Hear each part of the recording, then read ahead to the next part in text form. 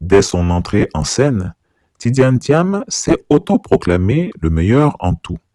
Plus brillant, plus cultivé, plus cosmopolite, plus élégant, plus grand. Le gendre idéal. Celui qui reçoit les lettres d'Obama. Celui qui dîne avec les puissants.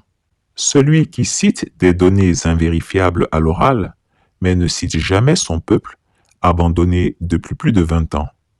Il semble penser que quelques apparitions à Davos et des couvertures dans la presse occidentale suffisent pour obtenir les clés du palais présidentiel d'Abidjan. Son opportunisme éclate davantage à la lecture du livre d'Antoine Glaser, Le piège africain de Macron. L'auteur y révèle que Tidiane Thiam faisait le pied de grue à Paris pour être nommé par Emmanuel Macron au ministère français de l'économie. C'est las d'attendre une nomination devenue chimérique qu'il s'est tourné vers la politique ivoirienne. En tant que protégé officieux de Macron, il se rêve en candidat de la France, garant des intérêts de Paris dans une Afrique en pleine bascule géopolitique.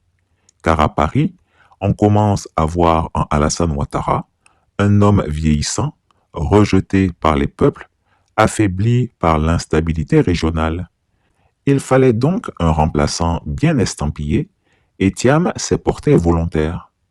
Et voilà que sans base territoriale, sans ancrage local, sans expérience électorale, Tidiane Thiam prétend aujourd'hui franchir le premier tour.